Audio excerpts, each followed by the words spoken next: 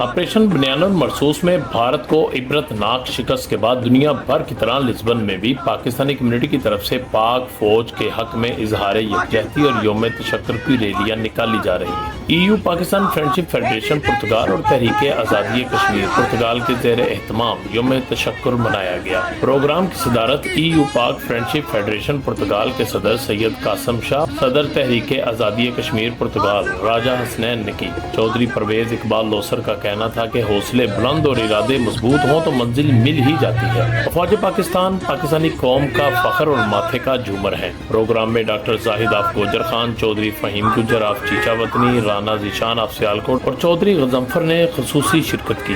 مظاہرین نے پرتگال میں بھارتی سفارت خانے کے سامنے احتجاجی مظاہرہ کیا اور army chief general Syed Asim Munir زندہ باد اور مودی مرد آباد کے نعرے لگائے۔ مظاہرے میں ہر طرف قومی پرچموں کی بہار تھی۔ مظاہرین نے سپہ سالار جنرل سید عاصم منیر کے پوسٹر اٹھا رکھے تھے۔ مظاہرین نے پاک فضائیہ کے شاہینوں کے حق میں پرجوش نعرے بازی کی اور بری اور بحری محاذوں پر افواج پاکستان کی لازوال قربانیوں اور کاوشوں پر خراج تحسین پیش کیا۔ یوم تشکر میں خواتین، بچے، سیاسی، سماجی، کاروباری، مذہبی اور دیگر شعبوں سے وابستہ افراد نے شرکت کی اور افواج پاکستان سے یکجہتی کا اظہار کیا۔ اقبال لوسر صاحب کا شکریہ ادا کرتا ہوں کہ وہ پرتگال میں تشریف لائے اور ہماری عوام کو سید قاسم شاہ صاحب نے بڑی اچھی طریقے سے ماشاء اللہ ایک پرچم اکٹھے ہوئے۔